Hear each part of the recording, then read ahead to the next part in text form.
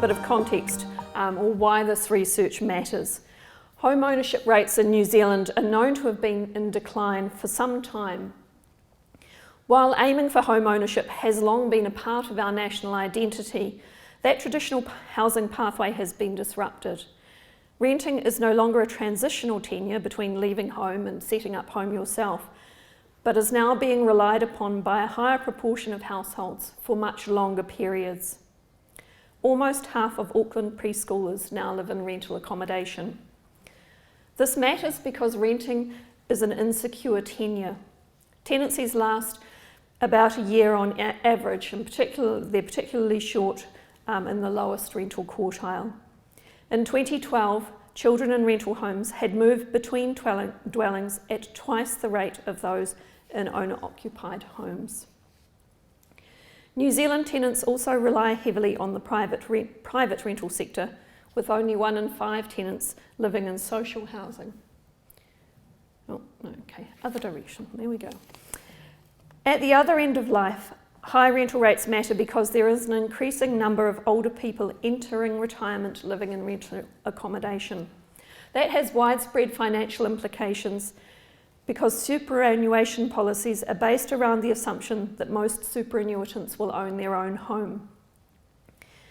We also have a real issue with rental housing quality, with people who live in private rental accommodation being more likely to be living in poor conditions than those in owner-occupied housing.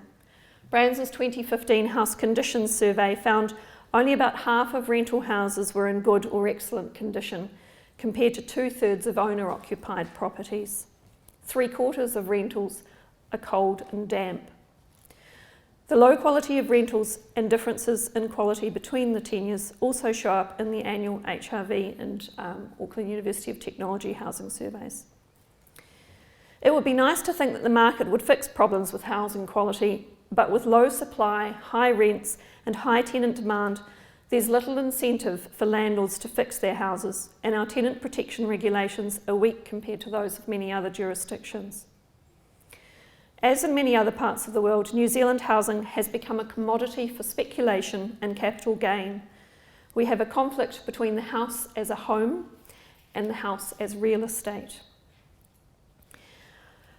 It's also important to note that New Zealand is quite normal in having most people owning rather than renting. So 9 out of 10 countries have private rental housing as the second largest tenure after owner occupation, so most people own. In 7 out of 10 countries, private rental tenure share is growing at the expense of owner occupation, so like us, the rental sector is growing. And across these 10 countries, you can see in the blue column there, Australia, Belgium, Canada, New Zealand, Spain, Sweden, Germany, Ireland, the UK and the USA, owners in the private rental sector are mostly individuals with small numbers of properties being owned by those individuals. Sweden would be the exception there, where housing companies are common. And all 10 of those countries have rental assistance payments that are made to tenants and so indirectly to landlords. Our rental sector research was carried out to contribute to understanding what the rise in renting means to New Zealand. Our study had 3 phases covering the private rental market in Auckland, Wellington, Christchurch and Dunedin. Phase 1 analysed relevant census data, which I'll be presenting shortly. Phase 2 involved computer-assisted telephone surveys, and Phase 3 involved in-depth interviews with landlords and tenants. Karen and Penelope will talk to Phases 2 and 3, and there was also an add-on on property managers, which I think Penelope will be talking to. The report includes data on the demographics of the tenant and landlord samples and a breakdown of the types and location of rental housing, numbers of bedrooms, detached houses, apartments and so on, and rental costs for phases 2 and 3, but today Karen and Penelope will focus on the key findings. Before then, I want to outline what the census tells us about people renting in New Zealand. I'll mostly be highlighting figures for Wellington, but I'm also including some for Auckland, which is perhaps the enfant terrible of the rental housing market. First, as we all know, home ownership rates are declining. In 1991, when we had our highest home ownership levels, nearly 3/4 of New Zealand households were owner-occupier. In 2013, that had reduced to 65%. The change was even greater in Auckland, which dropped from 73% to 62%. For all ages, 42% of people in the 2013 New Zealand census for whom tenure status was identifiable in the work that I did were living in rental accommodation. In Auckland it was 46%, 42%, so about the same as the national average in Greater Wellington, and about 40% across the rest of New Zealand. So it's those big cities which have the higher rates. In this slide you can see the likelihood of renting through the different life stages. In the rest of New Zealand it looks to me like your housing pathway goes like this. If you're born in some other city from those that we were looking at, your parents have mostly managed to buy a home before you were born.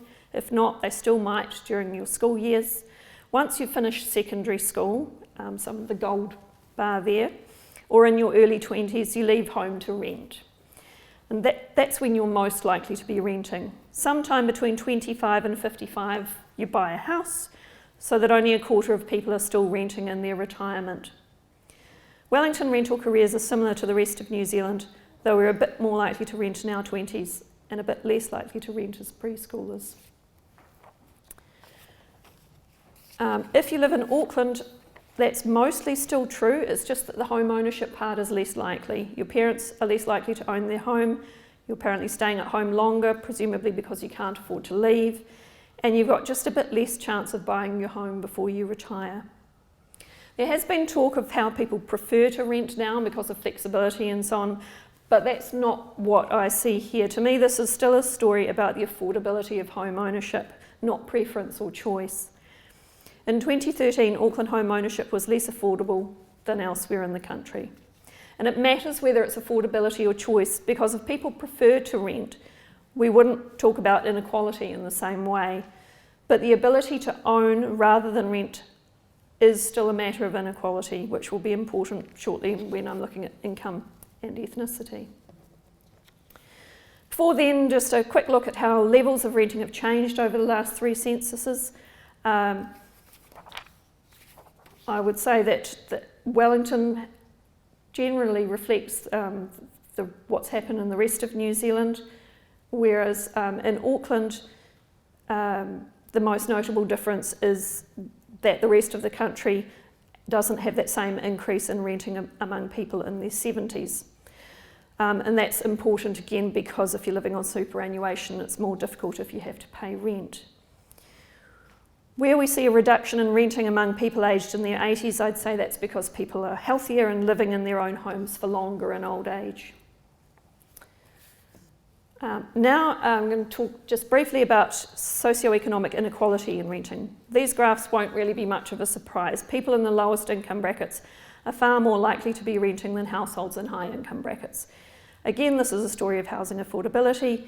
Likelihood of renting across income brackets is similar for Auckland and Wellington. You can see Wellington here, where housing is less affordable, whereas people enter home ownership at lower incomes elsewhere in the country. I've highlighted the 20 to 25,000 and 50 to 60,000 income brackets to help make the divisions here easier to see. Besides income, the other obvious area of inequality is ethnicity. Pacific peoples are most likely of all ethnic groups to rent, closely followed by Māori.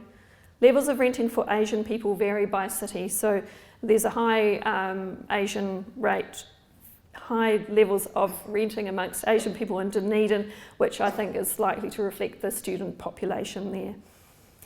People who are not Māori, Pacific or Asian have quite similar levels of renting across the main cities. The difference between Māori and Pacific renting levels and New Zealand European renting levels is greater in Auckland than in the rest of the country. Finally, just a quick taste of some of the finer detail in the report. I'm slightly confused because the graph here is not the one that I have in front of me. Oh, it's got a big white square in the middle of it. Okay. Right. I'll just pretend the big white square is not there. I don't know where it came from, but what this chart would show, if it was showing properly, would be that the number of people per household by tenure status and number of bedrooms in the household across the different numbers of bedrooms for the 1996 and 2013 censuses. And it's no real surprise the number of people per household is higher in dwellings with more bedrooms. But there are two things that I draw out. First, people per household has decreased since 1996 across both tenures and across all dwelling sizes, except those with 6 or more bedrooms. And we know from other work that severe crowding has increased, so that shows rising inequalities rather than more space overall. Second, except in one-bedroom properties, rented households have more people living in them than owner-occupied properties of the same size. While it's difficult to show something in a chart, a lot of this difference is about empty nesters, people staying on in larger family homes after their children have left. If empty nesters were prepared to downsize earlier and new homes were smaller to reflect the new demand, we'd need less dwellings to reduce the housing shortage. So I hope that's given you a little taste of the population data on tenure that's presented in the report. And now I'm going to hand over to Karen to introduce the landlord and tenant surveys and what they tell us about landlord and tenant experiences. Kia ora koutou katoa. I'm going to give you an overview of some of the findings from Phase 2 and 3 of this rental sector project. So Phase 2 was a survey of around 1,100 tenants and 400 landlords. And as Lucy mentioned, it was a telephone survey. And we used a random digit dialing methodology of both landlines and cell phones so that we could achieve a representative sample of both tenants and landlords. And for Phase 3, at the end of the survey, all participants were asked if they'd be willing to be interviewed again for a more in-depth interview, and almost 70% of the sample said they would. And so we interviewed 86 tenants and 38 landlords. A few of the tenants were interviewed by Auckland Council. And we sought a very broad representation of both tenants and landlords. So the tenants were from all cities, all ages, different life stages, flatting, families with children, older people, had been in rental accommodation for different lengths of time. And the landlords had one or more rental properties, had been in it for a short or a longer period of time, and were offering different types of rental accommodation. Now, half of the sample were from Auckland, and the reason for that was that we wanted to be able to compare findings in 2015 to a similar survey we'd done in 2011. I'm going to just talk about national level results, although there might be a few nods to Auckland data, and that's significantly different to elsewhere. Now, a couple of things to bear in mind. First, that this research took place in 2015 and 16, and as we know, the housing market situation changes quite rapidly.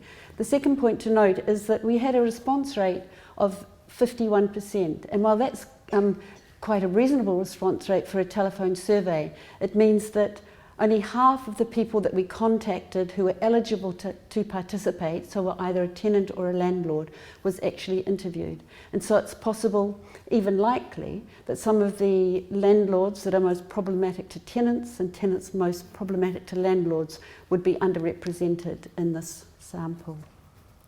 So I'll begin with talking about some of the data, the findings from the tenants research, and then move on to the landlords.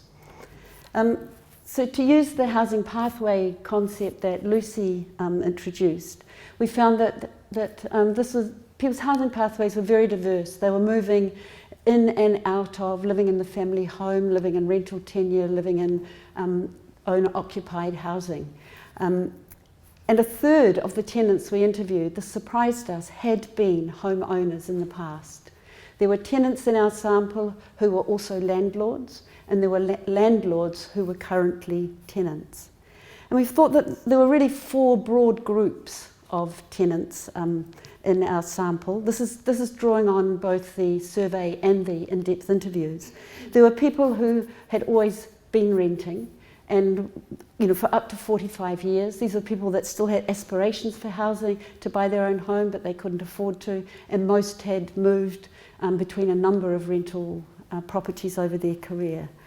There were a few that were renting by choice, people that owned a home or had previously owned a home, but for reasons of location or type of housing, they chose to rent. Some didn't want the responsibility of home ownership. The third group are major changes in circumstances. When I said a third had previously owned their own home, the most common reason why they no longer did was relationship breakup, but there were also other reasons, such as major illness, redundancy, business failure. And I'll read this quote from one of the interviewees because it illustrates the situation. How to put it? We lost the family home. Unfortunately, my husband lost his job and he was almost retirement age and he couldn't get another job and we couldn't service the mortgage. The fourth group is mostly the young flatters, people who are in rental housing for a short term only. How do tenants find their homes? Trade me's the most common way rental properties were identified, followed by family and friends. Again, another thing which surprised us, given we're aware of the sort of media coverage of the rental situation, but over 50% had secured the first rental property they had applied for, and a further 33% had secured a rental property after applying for 2 to 5 properties, and a small group, 6%, had applied for more than 10% before securing a rental property.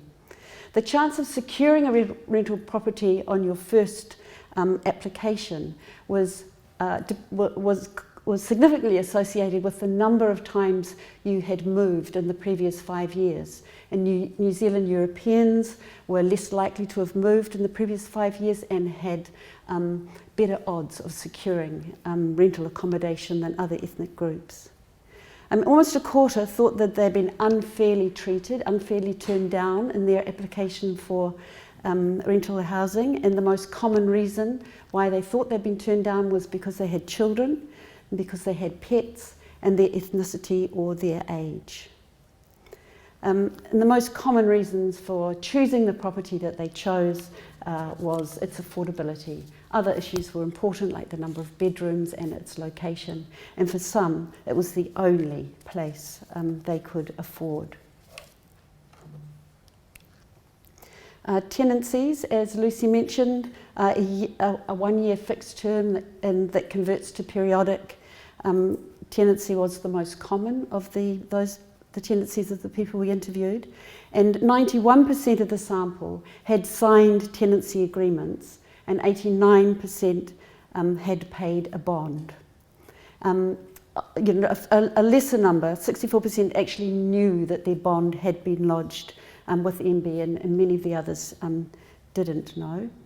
And across the sample, having a good relationship with a landlord was highly valued.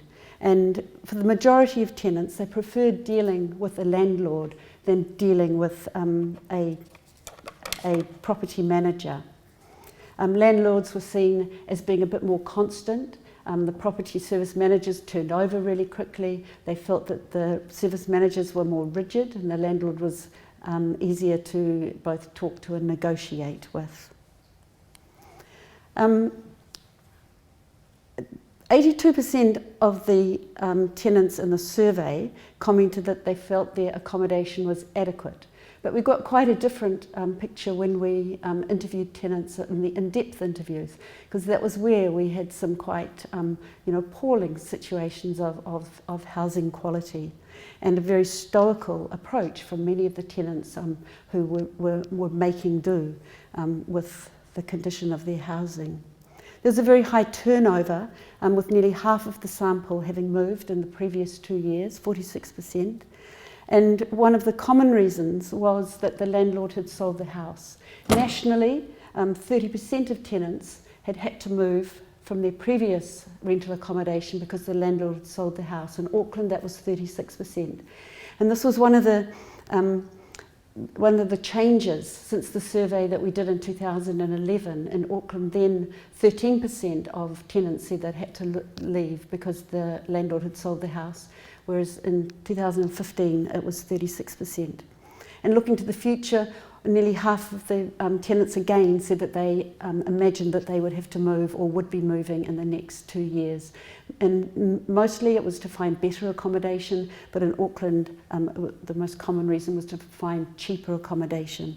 Only 2% of the tenants reported being evicted, and it was very clear that both tenants and landlords didn't consider having to move because the landlord had sold the house to be eviction. That was just the way accepted. That was just the way it was. Repairs and maintenance. It was not uncommon for tenants to defer requesting any repairs and maintenance for fear that it would just lead to a rise in rental. And affordability was a strong concern across this sample. Or they feared eviction. The most common repair requests people made were for plumbing or electrical work, and these were often for quite urgent repairs. And the average time, or actually the median time it took for repairs to be done after contacting the landlord or property service managers was between 2 to 3 days. And there was a difference here between landlords and property service managers. The median was 2 days for landlords and 3.5 days for property service managers. And on the whole, tenants were quite satisfied with the level of maintenance provided, 85% were, but the 15% that weren't, that was the group that were facing some quite grim situations. And looking at that period of time it took for repairs to be done, even though the median time was quite short, 25% of the sample was still waiting after 9 days to have repairs done. And it was the sort of the less urgent repairs that tended to languish and not be attended to. And we asked tenants if the landlord had $10,000 to invest in this property, what would you like to see it invested in? And the most common capital improvement was for insulation, then for heating, and then for work on the kitchen. Most of the tenants knew that the Residential Tenancy Act existed, but didn't know a lot about it, and very few, I think 3 in our whole sample, had experience of it. So now moving on to the survey and the research with landlords. Why do landlords buy rental property? Well, primarily they see it as doable, housing is familiar, and they have very little trust in other forms of investment. I think this comment rather captures it. You can touch houses, you can see them, nobody can just whoosh them away out of your bank account. And very, very similar to previous surveys with landlords, we found that over half, 53%, owned just a single property, and a further 22% owned 2 rental properties. And at the time of the survey, almost all the rental properties were occupied, and the few that weren't were either undergoing repairs or an upgrade. And of our sample of landlords, they'd been landlords for between 1 and 40 years, and the median length of time they'd been landlords was around 12 years. And they strongly favoured, or 2/3 of them strongly favoured, purchasing second-hand properties because they saw them as cheaper, there was greater choice and better resale value. So this group of landlords is not contributing to an increased supply of houses.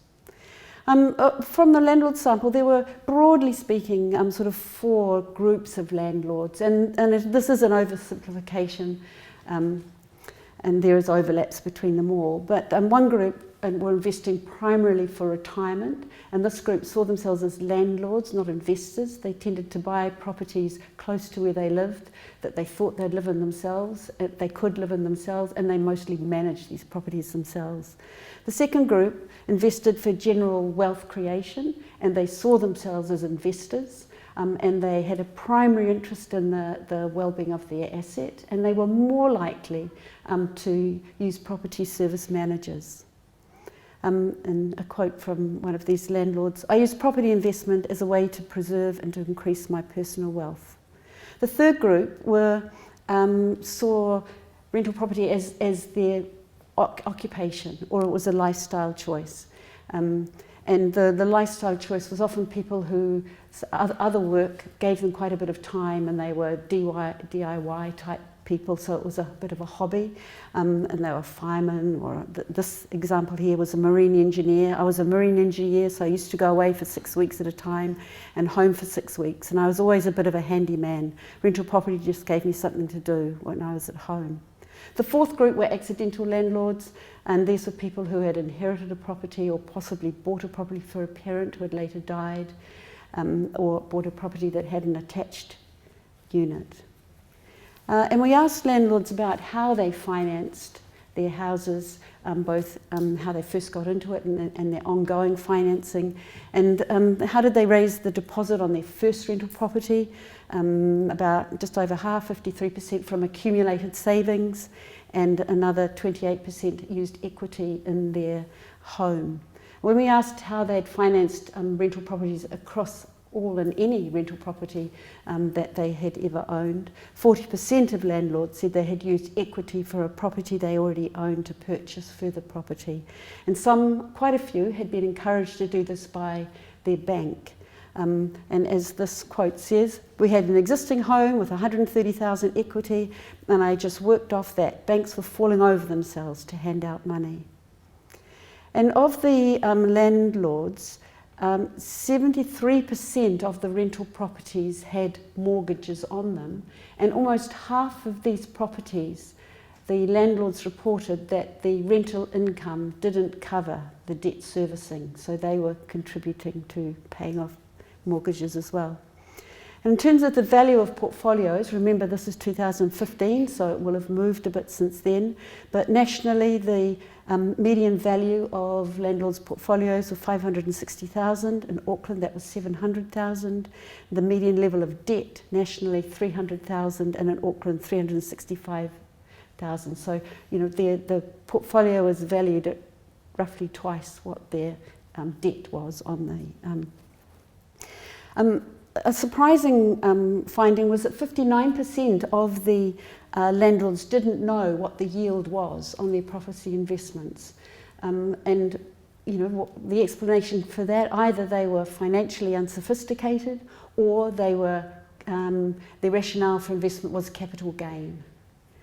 And only 5% of landlords were a member of a property investment organisation. And I think this is interesting when you think about how they are the go-to group by the media whenever there's any discussion about the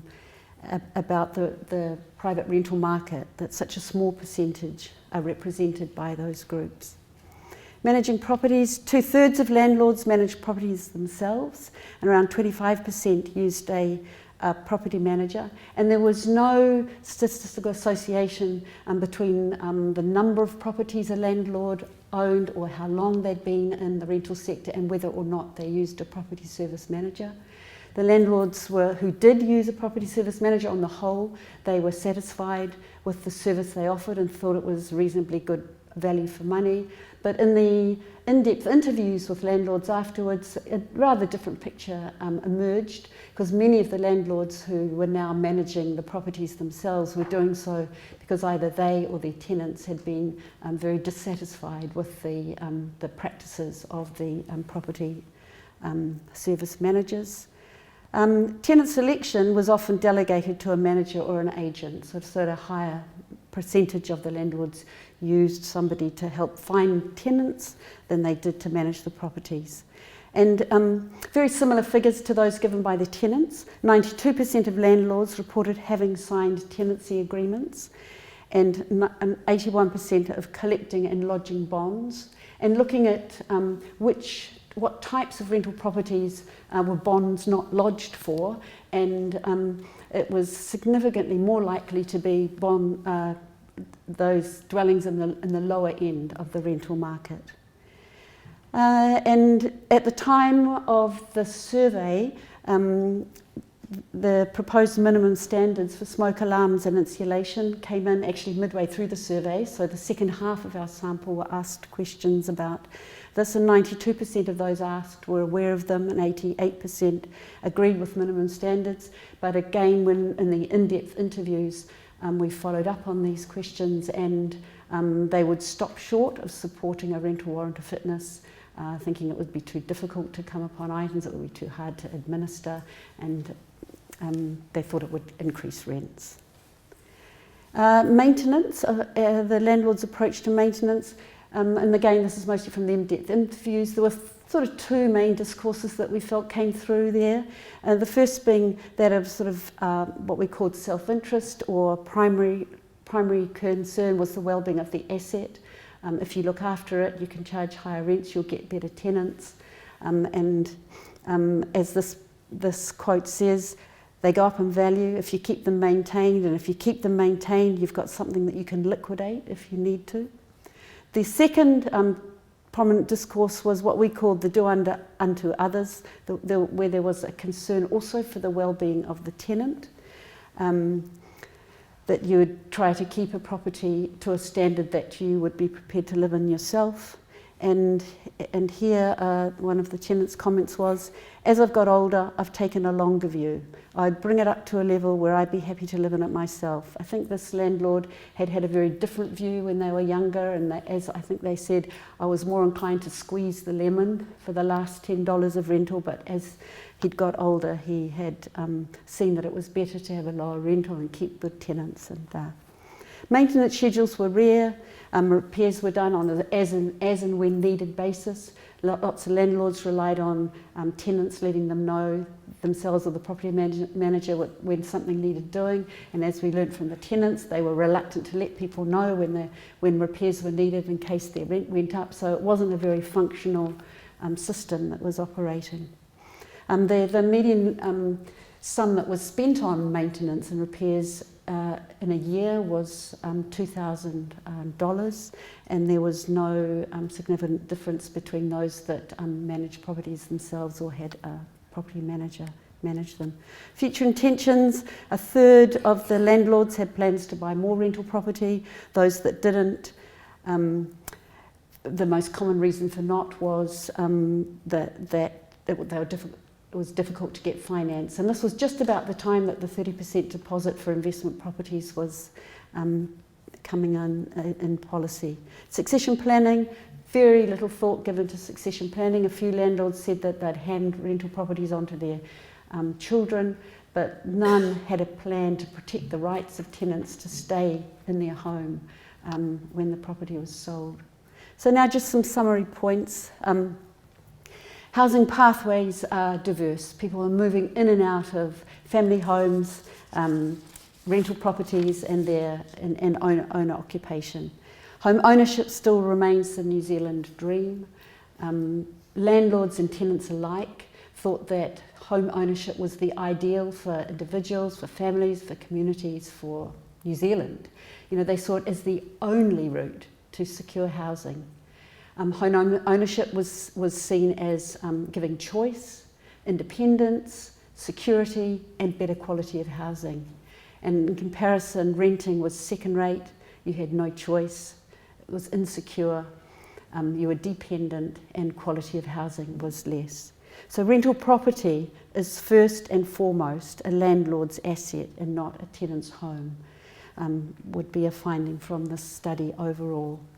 Tenancy experiences and property management practices are diverse. As I noted in our qualitative interviews, we heard some fairly grim accounts of living conditions and also difficult relationship with landlord. But in the survey, most tenants, 82%, said that they were satisfied with their accommodation and also reported satisfactory relationships with the landlord.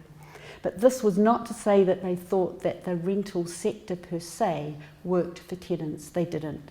It was the insecurity of the system, the lack of supply, and the unaffordability of rental properties that were of greatest concern. It was also really notable that so many of our participants said, "Oh, but I was lucky." The tenants would say, they would say they were lucky if they had a warm, dry house and a good landlord. They didn't see that as their right as a result of paying for rent. And likewise, landlords would say often, I've been lucky, I've had good tenants who pay the rent and look after the place. And these were always a counterpoint to the bad landlords and bad tenants that they would readily tell stories about. Also, the tenants were very stoical. They had very low expectations, many of them, for the poor performance of their houses, and they would make do with houses in fairly appalling conditions. One difference there was around insulation. That was one area where there was an awareness of need and some expectation of performance. And I surmise perhaps that's because that's one area where we have got good evidence and we've got a bit of a policy history in that area. And that's it for me. But I'd just like to acknowledge my colleagues Martin Wall and Lanawola Esiasiga that also contributed to this study. Thank you. Well, as Helen said earlier, I work with Karen at Shaw and Whariki Research, and so I was involved in this, in the Tenants and Landlords survey. The bit that I'm talking on today is not something that I was involved in. It was actually a piece which was commissioned and carried out by Auckland Council, and that was a series of interviews with property managers up in Auckland. The figures weren't so different in terms of the number of landlords in Auckland that use property managers and the nationwide figures. It's pretty similar. It's about 27% of Auckland property owners used property managers. So I would expect that the experiences wouldn't be that different that people had with property managers, whether it was Auckland or Wellington. So I think I said 27% of those interviewed in Auckland employed property managers. It's a largely unregulated market. You don't have to pass anything to be a property manager. A lot of real estate firms have a property management section. There are other designated property management companies, and then quite a few people who just set themselves up as independent contractors. They get their money mostly from the services that they offer, as well as a percentage on the rent that comes in from the property. And that can vary quite a lot, from about 4% up to about 7%. So every time they offer a service, they get a cut. So they were responsible for advertising and letting properties, tenant selection and tenancy setup, and as Karen said earlier, a lot of landlords that did their own managing, collected their own rent and did their own repairs would employ a property manager to do that part of the rental. They're involved in collecting and reviewing rents and chasing arrears. In terms of reviewing rents, it was actually in the property manager's best interest that the rents went up more frequently, because every time there was a rent increase, they got a fee. Disputes resolution, they dealt with disputes resolution, sometimes through the tenancy tribunal. They also carried out inspections, and these varied a lot.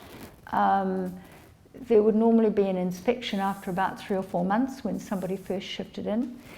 At other times there were regular inspections. One of the landlords that we spoke to carried out much more regular inspections, and in fact a tenant talked about having people come around taking film every couple of months to make sure that the property was up to scratch.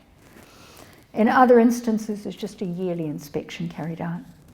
They attended to repairs and property maintenance, and in some instances they also carried out for the owner the paying of rates, water and insurance bills. There were discourses that came through from the property managers of good tenants. They wanted good tenants. They were tenants who paid on time. They kept the place clean and tidy, but most importantly, they didn't make demands. So they weren't ringing up saying, I need this or I need that. That was contrasted with problematic tenants. Problematic tenants were those who didn't pay on time, but there were also those who made demands, wanted repairs done or upgrades done. And the good tenants were contrasted with the problematic tenants who they'd often talk about new migrants and sole parents as being problem tenants. they actually preferred dealing with tenants often than with the property owners. Many of them spoke about difficulties with property owners and feeling that they were the meat in the sandwich, because they'd get a call from the tenant about a repair or maintenance that needed doing, and then the property owner would not want to do it. That's probably about it for that part of it.